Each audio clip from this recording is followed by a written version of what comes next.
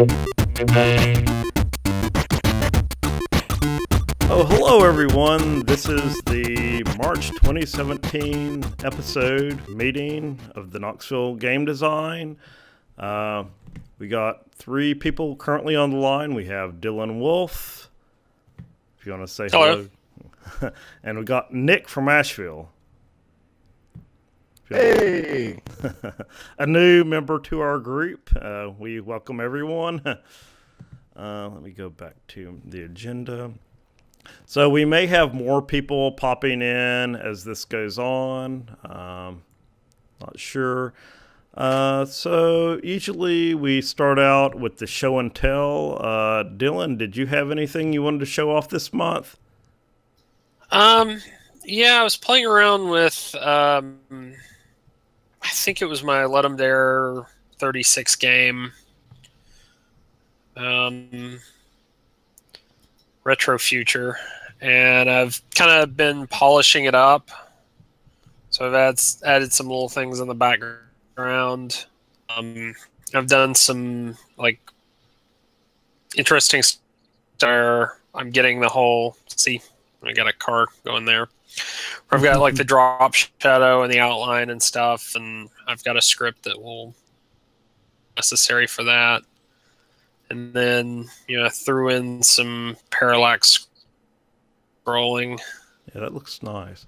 Oh, yeah, I remember this one. This is the one where you place the components on the grid and you try to get the electrical current or whatever to light up all of the nodes or something, right? Yeah, kind of like that. Yeah, you got the little gears, and the objective is to get the other gear spinning. But it seems like you had a lot of other different little electrical components and things to add to the game board there. Yeah, you throw in a power generator. I haven't done too much with it lately, but that was something I actually added in. That level select screen looks really nice. And I noticed you changed the background, because I think before it was just like a plain blue, but this almost looks like, what was the game that you developed with the little guy, the one card, Hero? It kind of looks like the same story background that you had in that game. That, and the plan was to just keep reusing that until I fill something else in, but you know how the polish step goes, it's just slow going. Set it up so that everything works on the same background. So when I bring up a menu or when I bring no screen transitions happening. Mm-hmm. The way I actually did this is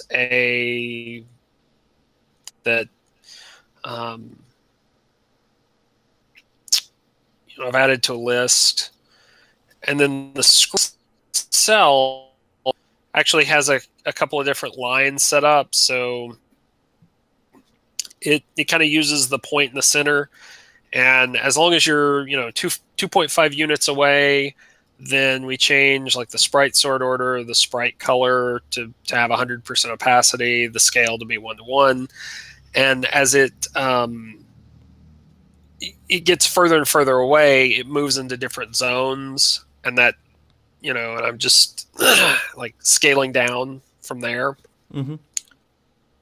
So it has that kind of a 3D effect without actually doing any 3D. So you wrote this whole script yourself, right? This wasn't a plug-in or anything? No, this was a script I wrote myself. Oh, wow. Kind of just a tweak, and it's actually not that complicated. Yeah, see your code here. Let me see if I can find it. So when something happens, I call this apply effects method. I go through all the targets and then figure out okay, what's the distance from the center of the screen, and then those zones I have, a scale, a sprite color, sort order, that it picks out. It passes that along to the effect target. I actually tried to make this reusable, so that's an interface. So it says apply effect. And, so each of those menu items has like its preferred sort order. It's like the sort order scale and transparency that it's trying to get to, and it just every time it calls update, it's just animating towards that point.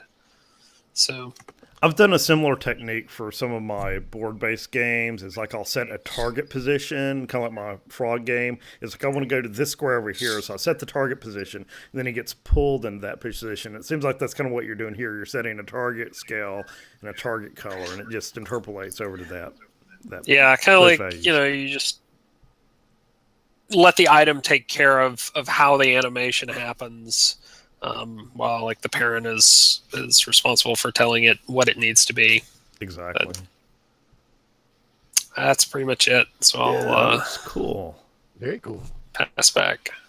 So do you have that shared out for everyone to use, or is this just your private script that you're doing yourself? I actually haven't put it anywhere. That's just in my application. It may be one of those things that I end up throwing in like my Ludum Dare resources project or something, but I haven't really messed with it that much. Cool. So Nick, did you have anything you would like to share with us this time? Sure, yeah. I'll just do a quick intro since this is my first time. Please introduce yourself. Yeah, my name is Nick Mebin. I'm from Asheville, North Carolina. I help co-organize the Unity Game Developers Meetup here in Asheville. So I thought it'd just be cool to kind of reach out to folks that aren't too far away and say what's up and join in. So, excuse me, this past week I actually did a jam. It was the second jam I participated in. It's called Resist Jam. You guys heard of that? But yeah, it's you can check it out. It's on itch if you just search Resist Jam. And as a heads up, I'm really bad with Google Hangouts, so I don't know about screen sharing and all of that. I guess I can link a game page here. If you click there's like 3 buttons in the top right corner. You should have a share screen link under that. You got to kind of hover up at the top of your window. Then there should be 3 buttons that come up. But yeah, we're new to Google Hangouts as well, so we're learning. It just seems like Google Hangouts was the simplest thing for people to get up and running. You just need a web browser, although we just found out that Firefox doesn't work now unless you have like the long-term release. But it seemed like it was the easiest thing. We had discussed other things. I forget the one that Discord. And obviously Skype, I think you have to pay for, or Skype for Business. So I do see your Unity screen, Niche. Oh, awesome. Cool deal. So this is actually just the game page, and I've got some videos up if you want to take a look at that. But in the actual Unity project, here it is. But the jam just is, it's a fight against authoritarianism, kind of. So it was really cool. I joined a Discord channel and met a bunch of folks. Got an artist from Massachusetts to help me out with some of the assets, and a couple folks at the meetup helped me program some stuff. I am not a programmer. Okay. I'm a sound dude. So, but I'm learning and via Unity's and C#. So yeah, it's just a simple 2D platformer, really physics based, where you knock down walls, climb over them, go under tunnels. Just here, I'll play just a bit of it here if you can see my screen. Yeah, I like the little kitty cat. Yeah, that was actually a free asset that I pulled off from Open Game Art. So you got like the real-time physics going on. The cat can knock over the walls and just jump. Yeah, there's a couple things in here that are programmed in. So like when you hit this switch up here, it's going to activate a wrecking ball and kind of tear through walls. But yeah, the main focus of the game was just like, hey, build up these little blocks and jump over and walls and have fun with it. So yeah, there's just like a huge wall and a big like wrecking ball came through, and you can see the the blocks going all over the place. Yeah. That's really cool. But yeah, I figured one of the diversifiers of the jam was the importance of migrants to our country. And it's like, well, let's see a game that kind of has an example of how hard it is and what you go through to get to a place that is unknown. So the Migrant Kitty. Migrant Kitty. But yeah, that's about it. There was a couple other things. I've got a part where you can actually move blocks here just with a simple script. It's just that one goes up and down. You can see it'll go on the y-axis up and down, and you can also set it to go on the x-axis. So there's a couple parts where it'll you can actually just hover the mouse over and move those blocks. So, but nothing too complicated. You know, it's about a week we worked on it. So yeah, it looks very cool. So I saw on your itch page your sweet niche on itch. Yeah. Sweet Nick. I'll put a link to your site in our notes. Do you have like a website or Twitter handle? I do. On Twitter, I am at sweet_niche. Okay. NICH. And my website is nickmebin.com, and it's just got my portfolio on here. So okay. Awesome. You can see some of the projects that I've done there. It was really cool. I did Global Game Jam last month, or January. Yeah, I've wanted to do Global Game Jam for a while now, but we don't have a place here in Knoxville to stay all night. I think the closest place to us was Lexington or Nashville, but Asheville's pretty close too. Actually, yeah, Asheville might be closer. I drove to Chapel Hill, North Carolina to do this one. Okay. And it was really cool. It was a great experience. I got to work with a bunch of folks from Epic Games to make a game. And that game we made was a 3D shooter game where you use your voice to activate the weapon. And it was based on 3 different frequency ranges. So like you would do a low sound that would shoot a different type of weapon, a mid-range sound, and you could get a different weapon out of that. And then you can whistle or do a high-pitched sound to get another weapon. So that one was fun. Oh, that sounds awesome. I've never done a voice-controlled first-person shooter. That's a new one to me. Yeah, those guys, they like I said, they worked at Epic, so they were some of the programmers that actually write the code for Unreal. So they were on another level, man. Yeah. They were super cool to work with, and it came out really cool. So that's up. You can get to it via my site if you feel like playing. That's a great experience getting to actually work with people in industry to actually make a game. Yeah, it was super cool. I'm going to take back over. And I was also going to mention, I noticed Dylan. Oh, I lost my screen there. Bring it back up over here. Got too many things going on. I need to screen share. And screen number 2. And I noticed, Dylan, you had written a really great article about RPG Maker. I actually read through this last weekend. And I actually took your suggestion and put it on Gama Sutra. Oh, awesome. Yeah, hopefully it'll get featured and more people will be able to check it out. But if anybody needs a really basic intro on how to get into RPG Maker and what it does and things like that, I was going to say, I would actually say this is more like an advanced intro. Like if you know RPG Maker, but you want to get into the actual coding, mm-hmm. It's more of that sort of thing. Yeah. I also did another post after it, and I think this was one of the things I had to fix when WordPress got hacked. Yeah. I noticed that on the last podcast. I was going through the posts. I was like, oh, that doesn't look right. I need to contact Dylan about that. Yeah, apparently there was a vulnerability in WordPress that had basically been different hacking groups were using, where you could change content. But I also did another one that's back up where I kind of do a very simple example of how you could use Ruby scripting to change your UI, take out a window. Mm-hmm. Yeah, I've used Ruby for about I don't know, 6 or 7 years now. And it's probably my favorite scripting language because it does the object-oriented and it does everything that I want to do. I think it's kind of similar to Python, but Python, you got to have like the correct spacing and everything, which always drove me up the wall. Yeah, I've actually done a lot of Python, so it was pretty easy to kind of get a handle on. And I think, just as an aside, like, this is the previous version of RPG Maker. It's the last one that they had in like a humble bundle. The new version, I think, actually uses JavaScript and actually stores files as text files, so it's a little easier to play around with and put into source control and all that. The one thing I don't like about Ruby is like you have an end for everything. It doesn't use curly braces, so you get this big end mess. It's end. Weird.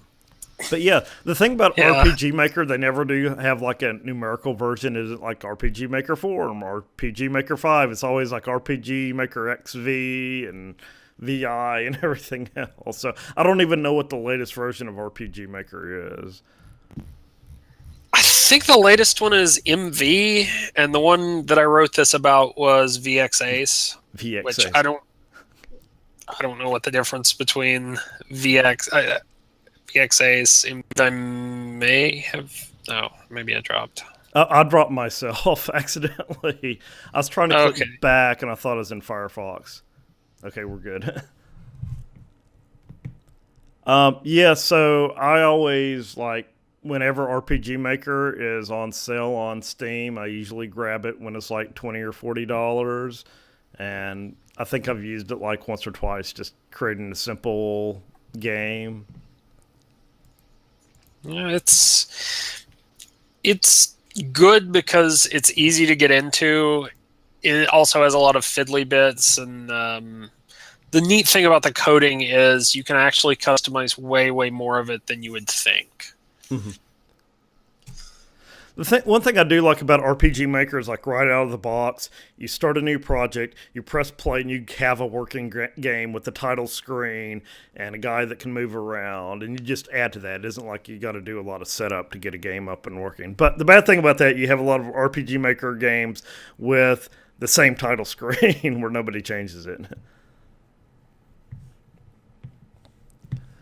Okay, so I'm sure maybe Mike forgot to set his clock. Mike Neal said he wanted to join us, and I don't know if I gave Mike enough credit on the last episode, but yeah, he's the one that started Knoxville Game Design, has been running it since like 2010 and everything. So he just needed a break for it, so that's why we're going to this online hangout format. But we do plan on getting together sometime soon, which we'll talk about in a little bit.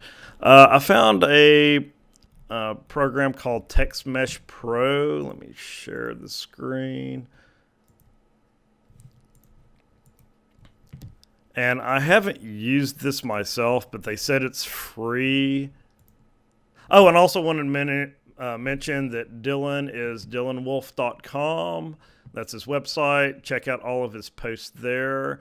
He's Dylan Wolf on Twitter and also on itch.io. Close that. I had some more show-offy things. So one of the guys that came to our meetings in the past, his name is Paul Green. He's PJG Developments. He's been working on a game. It looks like he's doing a lot of AI, maze finding, path finding stuff. So I thought that was interesting. Really, really cool if we could get him to show up sometime and explain a little bit of the stuff that he's been working on here. But it looks really interesting, like a 2D top-down dungeon explorer type game. Another guy who we've actually never met in person, but we've talked about, he's done like Ludum Dare since like the second one or something, is Recursor. He runs a site, Pixelbyte Studio. That's the name of like his little game development setup here. And he's been doing a lot of Lua lately. I was reading some of his posts on here. Lua, and apparently there's a game development environment called Love 2D. So he's been working on that. And actually, I noticed he actually has a pretty good tutorial series that he's been working on. I think the latest one is episode 4. I'll play a little bit of this. And we'll call it player. And then now we have so it calls this function, sets the meta table, returns the class. Now if we want to make a new instance of a player, that we want player 1, then we want to be able to go player and then whatever parameters that we have. Yeah, so that's just a little bit of one of his tutorial, Recursor's tutorial. So yeah, we've always wanted Recursor to come out to one of our meetings. Really great game developer, been doing Ludum Dare forever. And also he has been working on this little dungeon crawler game. I guess he did this in Lua as well, but this is for 7D RL. I guess that's 7-day roguelike. I'm assuming that's create a roguelike game in 7 days. And here's a neat website that I found. I don't know how I came across this, but it's called Indie Dev Map. And this is kind of like an interactive map of game developers all over the world. So for Knoxville right here, I went ahead and added my Levi D. Smith Games. There's also a Smiling Jester Software in Johnson City. So you can actually click on their link right here. And it seems like this is kind of an older studio. They haven't updated their website since 2012, July of 2012. But apparently they're doing some stuff at one point in Johnson City. But yeah, definitely recommend checking this out. If you want to add your studio to this database, you can just like submit right there. And they got a map of pretty much the entire world. So if you're ever in Asia looking for game developers over there, like in Japan, you can click there and see all of the studio. Oh, they only have one right there currently. So it looks like this is still growing. So yeah, the Text Mesh Pro is free on the Unity Asset Store. It sounds like it's a really good plugin. It's got 5 stars with 50 ratings. Not sure. Yeah, this is by Unity Technology, so they're usually good about supporting their own stuff. So you can... I think what had happened was it was actually a third-party tool that got bought by Unity, because I think it's going to be rolled in like a future version. Oh, okay.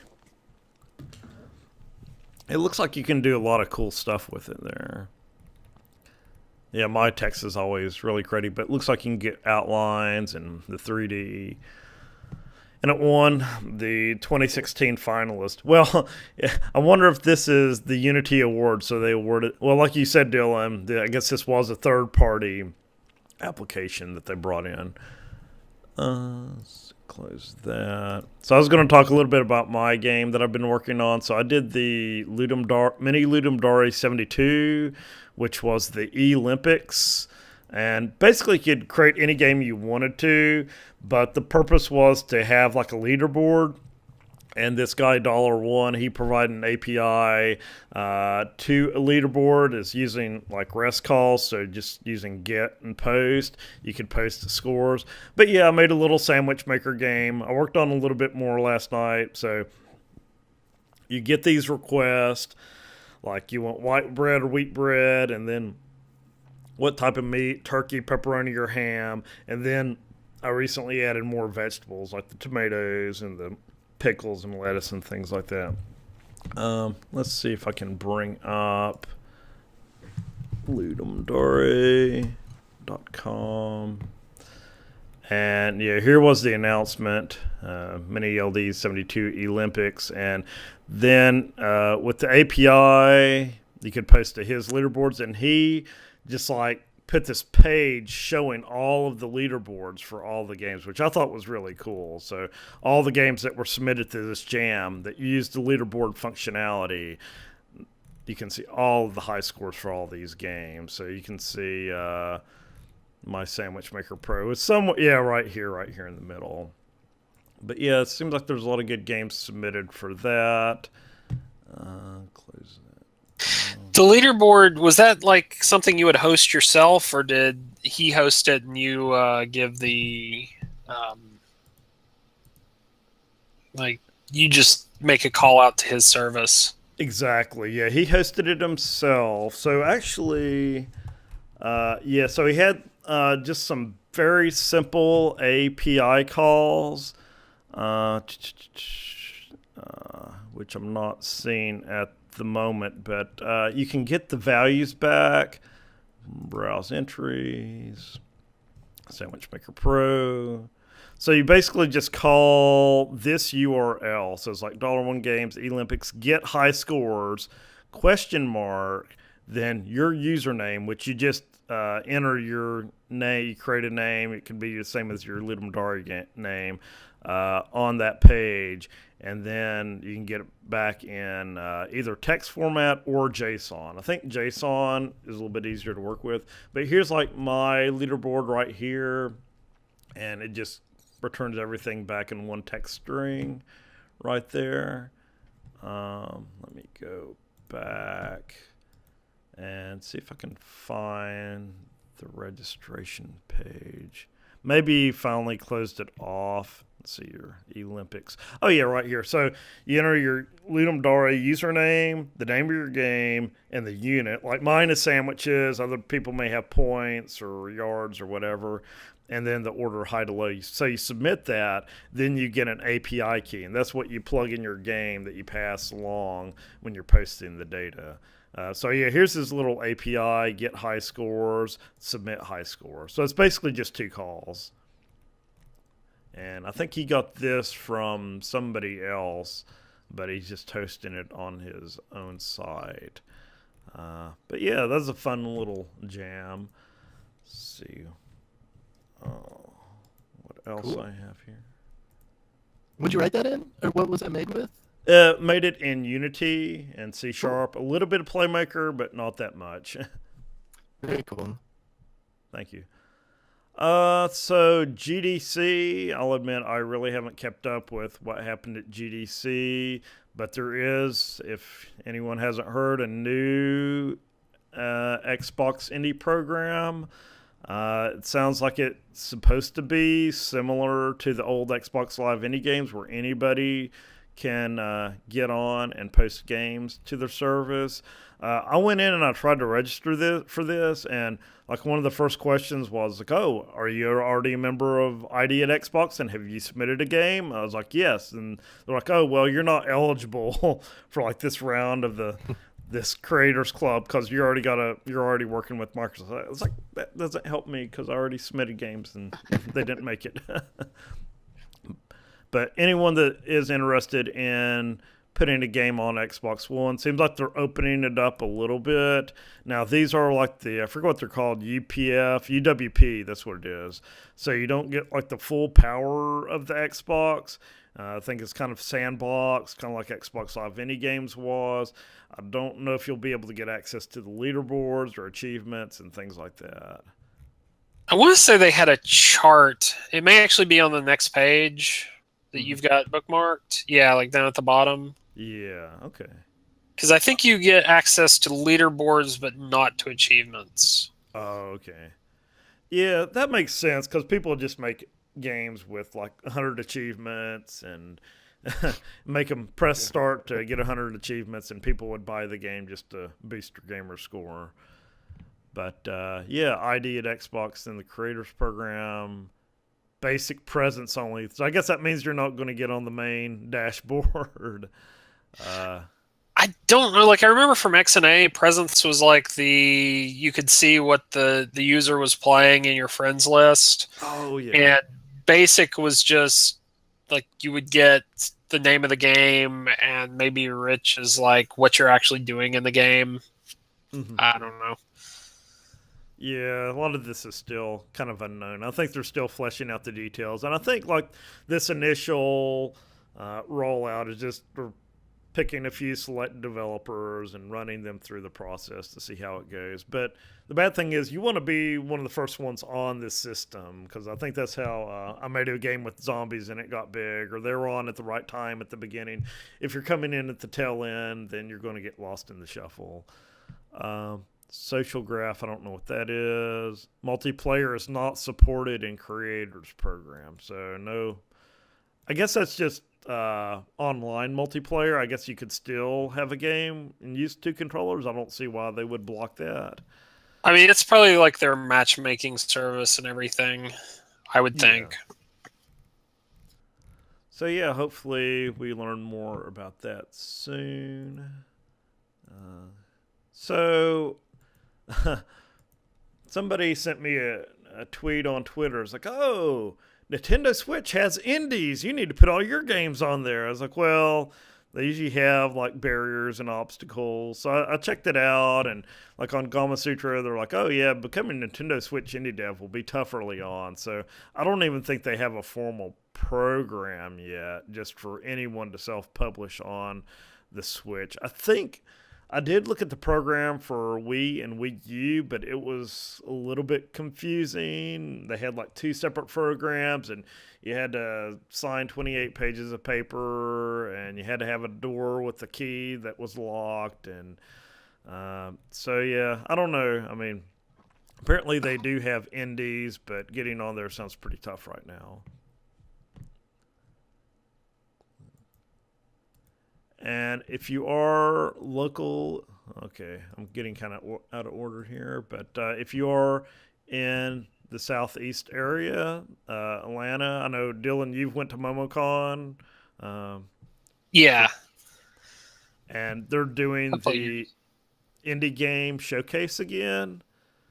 And it looks like, so a booth at MomoCon is $450, but if you submit a game to their indie game showcase, then you can get like $1,000, and you get a 10 by 20 exhibit space. Oh, that's 2018. I was going to say, I think that may be already closed.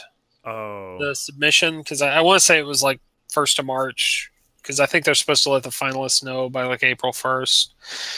But yeah, you'll get one next year. Oh, okay. It is. Oh, sorry. Go ahead. Oh no, I didn't. Go ahead. It's. I get the impression, like just looking at the people who present, that these are really like professional level, indie games. So it's going to be like I submitted knowing that there's pretty much no chance of me getting in with a little simple mobile puzzle game, but did it for the experience.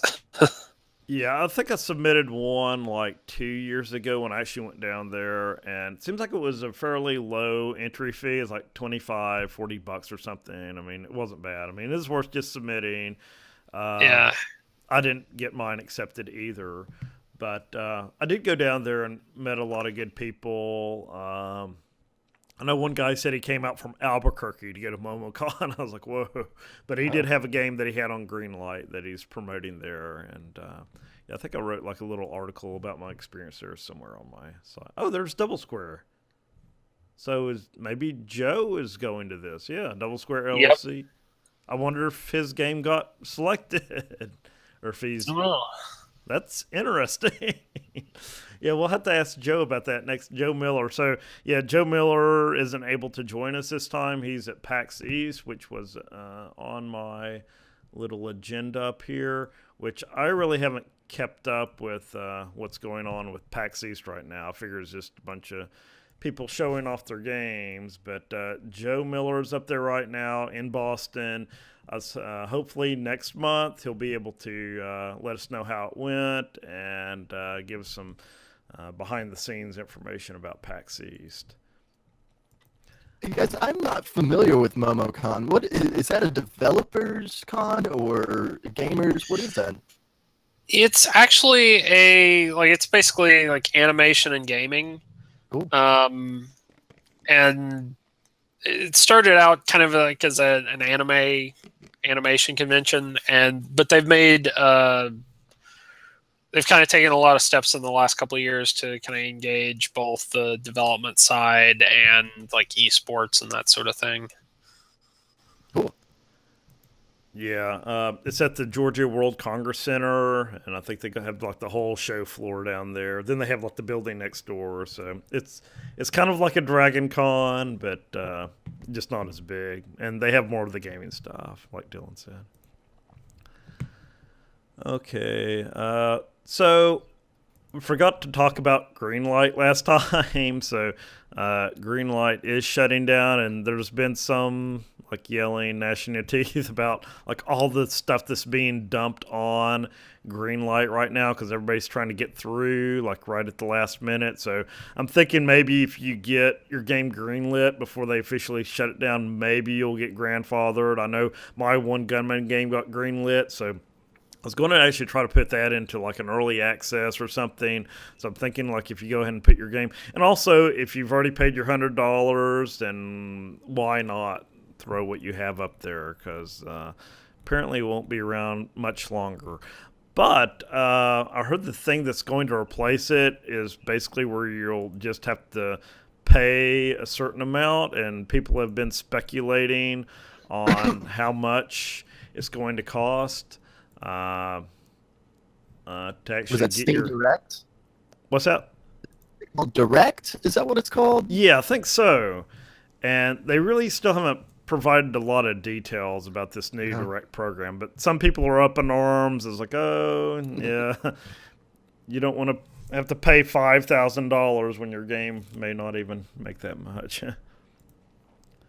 Okay, so I'm gonna go back to screen share. And so Indiecade, I submitted a game to this a few years ago, my Resistor game. It didn't get accepted, but this is in LA. And yeah, I think submissions are open now. Deadline is March 17th, coming up pretty soon. This may be the early submission, annual showcase at E3, $95. Then they got other deadlines later, like June 15th. That might be the Drop Dead deadline. It's 140, but usually on Ludum Dare they always had like discount codes so you could submit your game for half the price. So you submit your game and they'll give you a little bit of feedback even if you aren't accepted into their indie game showcase. But I know a lot of games have went through Indiecade and made it big just because they won the Indiecade Best of Show or whatever. So if you have something really worth showing off, I'd probably recommend this. But if you just got something you're kicking around with, I'd probably wait till you got something more polished before submitting to Indiecade. So one thing that I didn't realize is that Project Spark was shut down like last year. It's been that long. So if anybody doesn't know what Project Spark is, it was like a game or a development environment for Windows 10, or I think it started out on Windows 8 and also on the Xbox One. And this sort of started out as a project called Kodu on the Xbox 360 where you could use tiles to build logic in your game.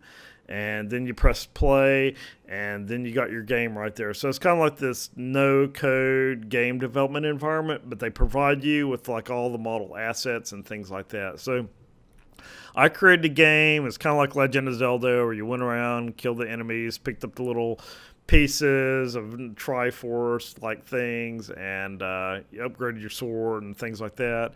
The bad thing about it was you couldn't ever actually download your game onto your local system.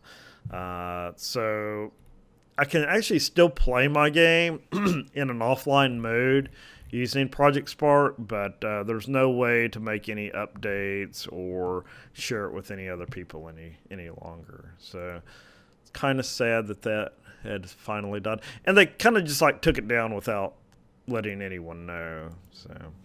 Yeah.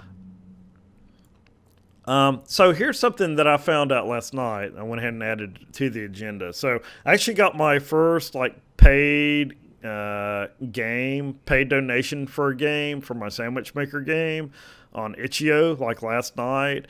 And so when it came through on PayPal, they decided to donate $10. And when it comes through my PayPal, it comes out as like $8.40 something. So just to let people know, if you do have a game on itch.io and people donate using PayPal, then they're going to take a 2.9 or 30 cents plus 2.9 for every transaction. And then itch will actually take 10% themselves unless you change it in your settings. So I'm all about supporting itch, but it's really weird when you go into PayPal and you just see that they took $1 out of your account. It doesn't come through the game transaction. It just looks like they took $1 out of your PayPal account. So you should probably change that or modify it for your needs. If you want to give itch more, you can. If you want to give them less, you can do that as well. But PayPal will always automatically take this 2.9% out, so you won't get the full $10 or whatever amount it is.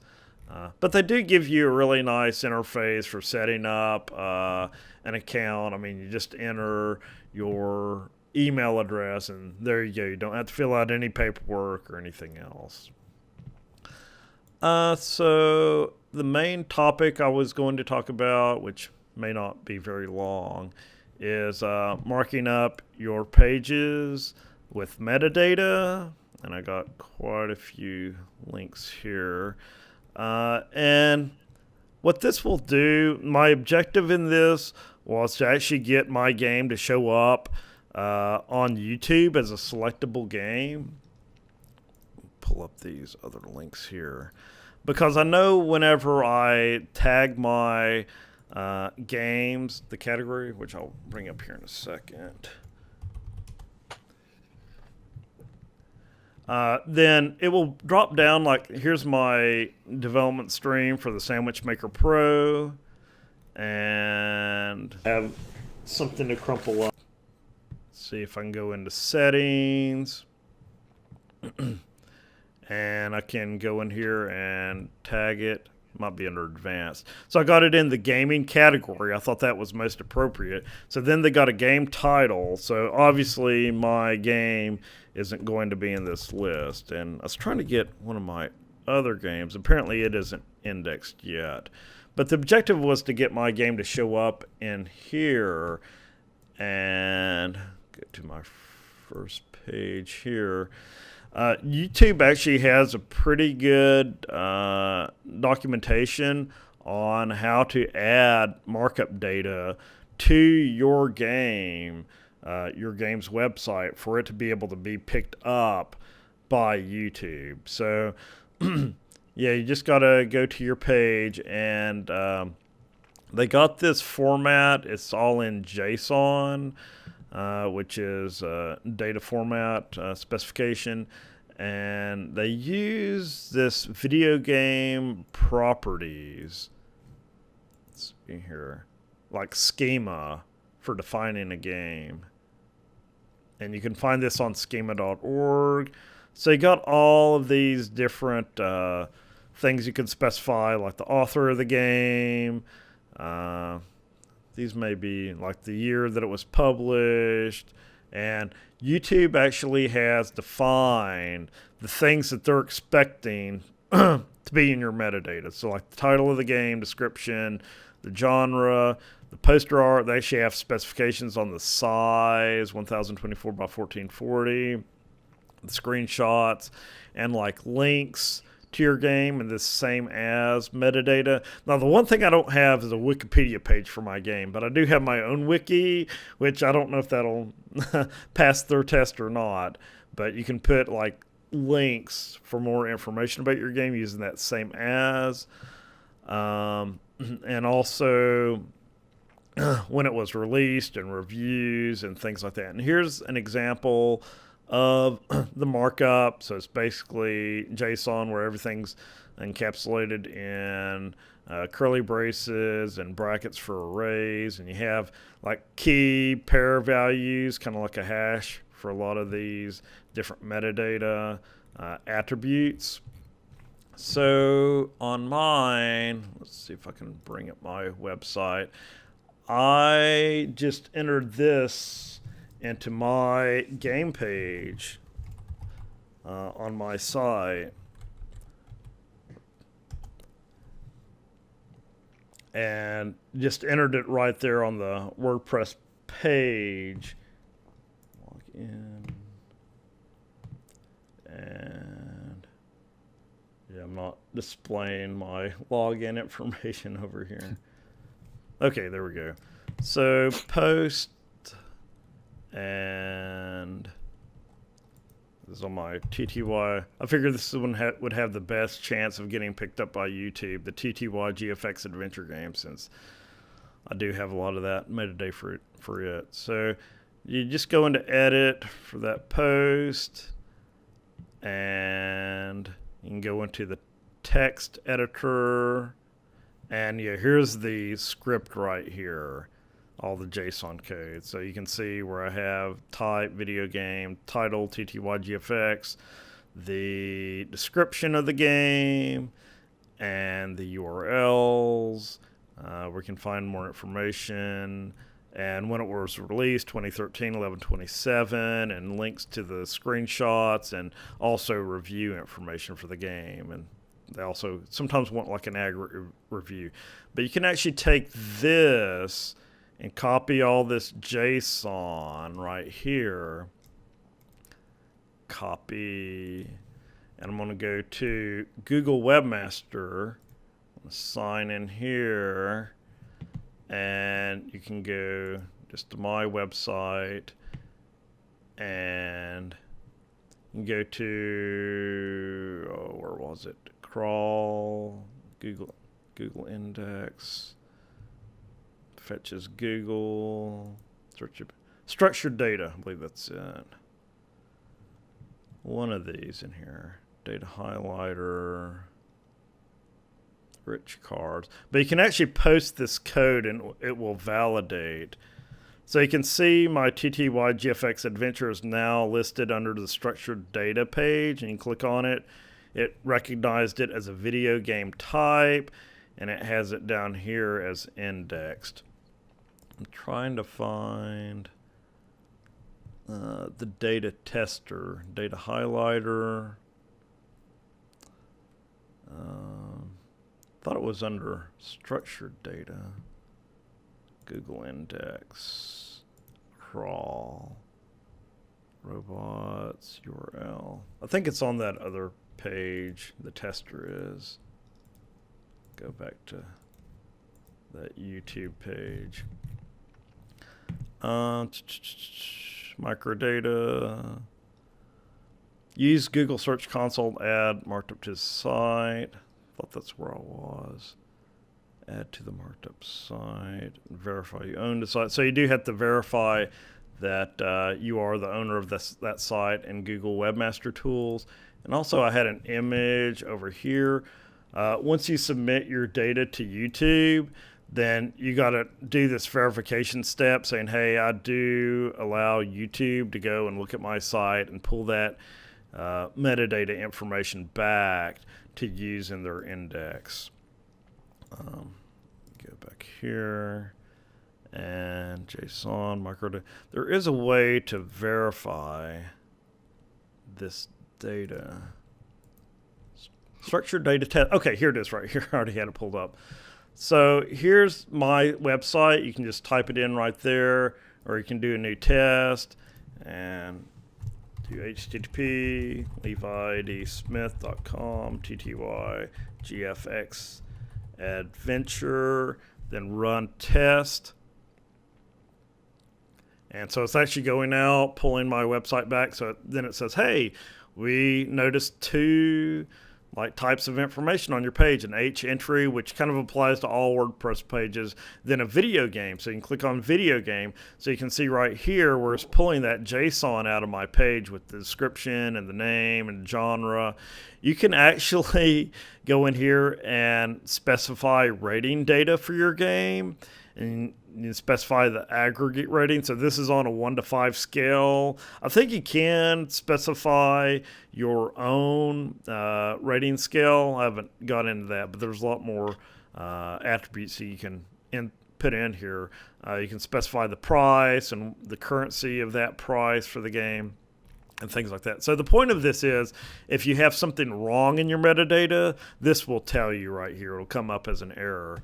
I think you can also do a new test and click on this code snippet, and you can post that JSON that I had on my website, post it right in here, run test. And I like doing it this way when I'm trying to get everything right before I put it into my page. That way, if something's wrong, like if I have extra comma in here or something, like right there, I think it should dynamically, or maybe you have to resubmit. Yeah, you got to repress that button. But now it says, oh, there's an error in your page. So you click on that. It says syntax error. I think you can double click on it, and it will actually tell you the line right here, 15, where that error occurred. So you can just get rid of that and rerun it. Oh, maybe I deleted the wrong one. But yeah, it's a really nice debugging tool. So the one thing that did happen is if I go to Google, I think Google really likes it when you have this structured markup on your page. TTYGFX Adventure. Because now my game comes up as the very first link for my website in the Google results. And I gave myself a 5-star rating. I did have 4 reviews, but some of the reviews didn't have ratings. But you can specify right there the rating for your game, which I find it kind of hard to believe that they'd actually let you specify your own rating for your own game, but they'll let you do that. I think that was about it. So yeah, my game still hasn't been picked up by YouTube, but hopefully before too long. Go back to the agenda. Oh, stay on there. And okay, that's about all I had for that. Let me see if I missed anything over here. No. So let me go back to the Google Hangout page and stop screen share. So I was hoping Mike would be here. I don't know exactly when we're going to have our next in-person meeting. Dylan, did you have any preference on when we would get together to show off our games? I actually hadn't thought about it. Like, I like doing the in-person meetup before Ludum Dare, but I didn't even think about when we'd do it afterwards. Yeah, there's been some discussion on the Facebook page. Joe Miller, he seems like he was up to having a kickoff. The only issue is we need somebody with the key to get into Technology Cooperative. So I was kind of thinking about going someplace like a restaurant, like a Starbucks or a Panera that has Wi-Fi, and just meeting somewhere in downtown Knoxville if we wanted to kick off. We'd always run it by Mike. Like, if Mike was doing it, he would be there. He would have a key. Yeah. I guess it's not like he could, even if he couldn't make it, he could probably give it, like, let one of us borrow it or something. So yeah. So you'd be interested in doing a kickoff? Yeah, and I'd actually be interested in doing a meetup afterwards, or we could just do it at like the Hangout we do afterwards, and just do screen sharing too. Yeah, I think Mike was up for doing an actual show off your game. Everybody get together. The issue is Ludum Dare is very late in April. It's like April 21st to the 24th. So the next regularly scheduled meeting would be the second Sunday of May, which he calls Motherless Orphans Day for some of us, but Mother's Day. So that might be a bad time to have everybody get together to show off your games. Yeah. We could talk about the post meeting later, but I just didn't know people were still interested in doing the kickoff. So I guess we can get in touch with Mike and see if we can get a key to do the kickoffs, because I'd definitely be up to doing the kickoff. I mean, it's just us sitting around. If anyone out there is listening, if you want to join us for a kickoff, we'll probably have more information coming out soon. But it sounds like we do want to do that, meet somewhere. Yeah. And, it's that good tense moment before you finally figure out what the theme's going to be. Like, I always feel like it's kind of like watching the ball drop on New Year's. It's like you're waiting for the theme to be announced at 9 p.m. And then once it once it gets announced and people are like, hey, or boo, or usually we all have gripes and things like that. So yeah, that looks like it's been about an hour. Hey, Nick, did you have anything else you wanted to plug or say or contribute?